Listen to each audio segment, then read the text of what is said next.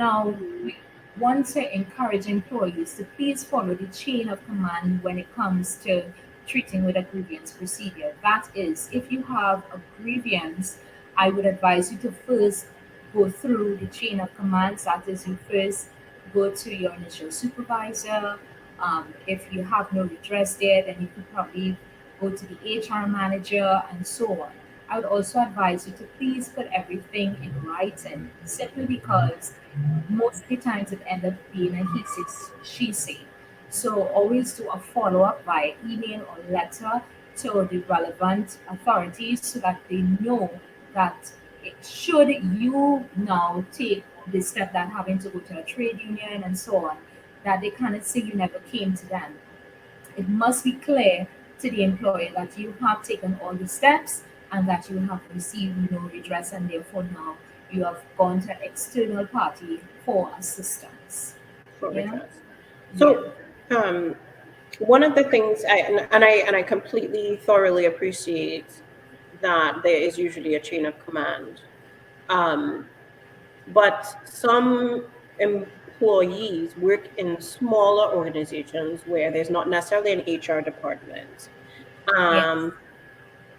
or the person that they have the issue with is their direct supervisor, Yes. and they feel potentially intimidated by going around or above that person to report it to this Yes. person above the supervisor. Yes. So we're still saying that that's appropriate then, because you have to then break that chain of command. You can't go to your supervisor if that's the person who's either one, sexually abusing you or abusing their position of power, or Yes. whatever it is that grievance is. They're taking advantage of, or they're not paying you right, or whatever it is.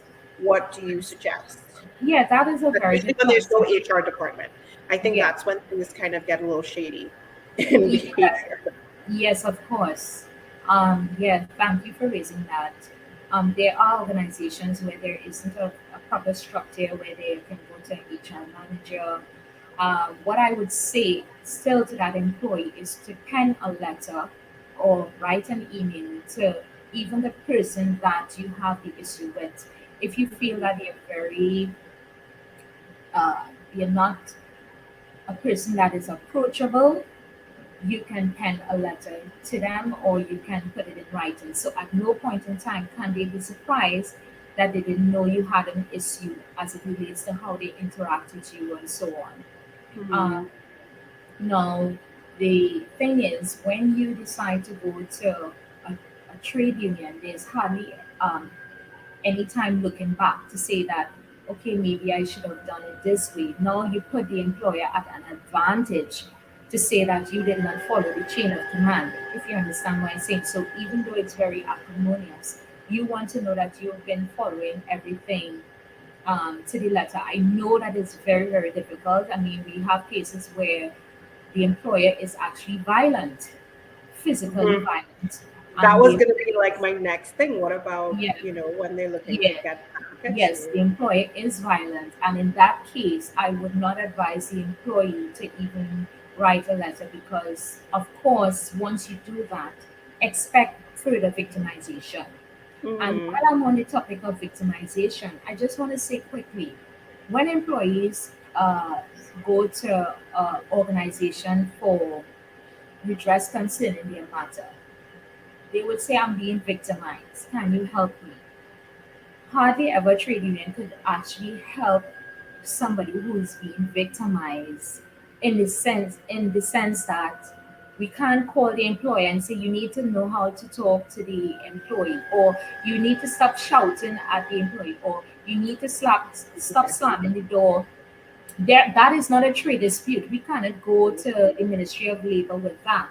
However, if victimization comes in the form of the employer is tampering with your contract, Yep. then you have something more solid to nail them. If maybe nail is a little too rough, It's just from but it to them. But I yes, think we understand where you're coming from, that it's yes, something that's based contractually or legally Whereas there's no law that says your supervisor can't yell at you or slam the door Exactly. or give you the stink eye. Yes, You we know, while can't it's say, not necessarily appropriate you know, behavior, but yes, so you can't report a trade dispute that says failure or refusal for the employer to speak to the employee properly. with That is respect, not a trade dispute. with A respect, trade yes. dispute can be a change, a unilateral change in working hours, a change of your job functions, a change of your rate of pay, things like that. Sometimes employers will do to victimize an employee if they are victimizing them. Yeah, so Yeah. I think actually that brings up, it's probably a bit of a tangent, but it brings up something that I know people have a concern with, where it's what we call a toxic work environment.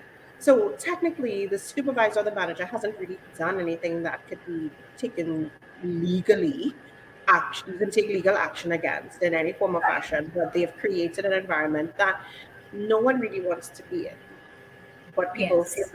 not necessarily that they have a choice. So they Yes. feel, as you said, it's acrimonious. They don't feel as though they can approach a supervisor and say, well, hey, Yes. I don't like the way you speak to me, or I don't like the way you treat with certain circumstances or anything like that. Do you have recommendations? And it's okay if you don't, just thought I would ask, for persons who kind of live in that sphere where there's nothing they can't take legal action, but they do Yeah. work in an atmosphere where it's not conducive.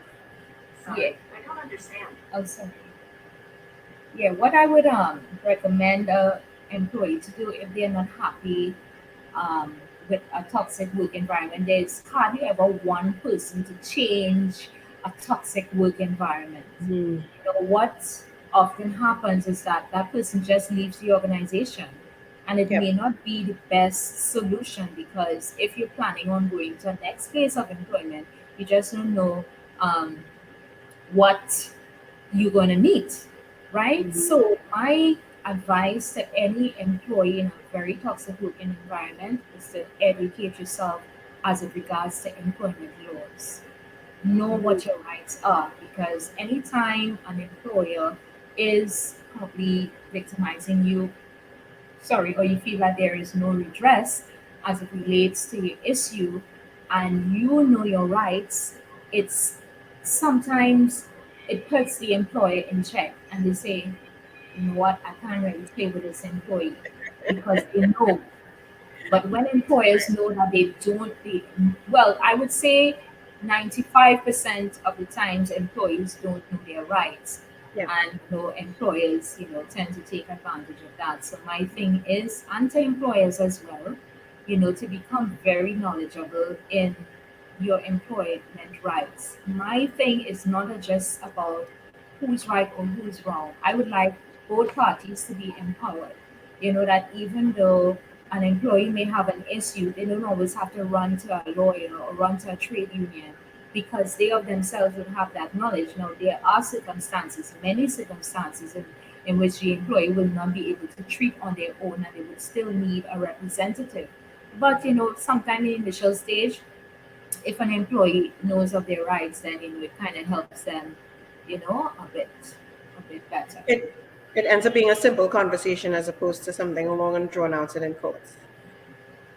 Well, it depends. Well, I mean, it's what I was saying is that we often skip that phase of, well, can we just talk about it? Even well, not necessarily Yeah. in a conversation sitting face to face, but maybe if it were to be a pen Yeah. letter, as you suggested, let me write this Sometimes down. talking don't work. No, and I completely agree with that. But I think Yeah. sometimes we eliminate that step, and no, I'm not saying nothing. I'm not saying nothing, and Right. then things Yes. kind of they snowball. You know? Yeah. Yeah. Well, in fairness, the employees sometimes they're scared and they don't want to lose their Yes, jobs. absolutely, absolutely. And when they challenge, they're already being victimized. And once they challenge an employer, most of the times the employer doesn't say, you know what? I've been being hard on Cindy. I'll step back and treat her better. Instead, Now, what happens is that they amp up the victimization, because yeah, who are you to challenge me? I'm your employer. yeah, So my thing is, if you know you're in a situation where you're in a toxic work environment, you're not in a position to just leave your job because you have obligations, educate yourself. Yeah. There's information out there. The president of the industrial court just wrote 2 books on employment laws. You can find all the acts of employment laws online: maternity, retrenchment, minimum wage. Sometimes reading the acts, you may have some issues in interpreting what the act is saying, certain sections of the act. um, of course, you can reach out to the Ministry of Labor, you can reach out to an attorney who knows about industrial relations, you can reach out to a trade union, but my thing is, knowledge is power. And with that knowledge, you can now know how you can apply it into the workplace to be able to navigate and survive in a toxic work environment.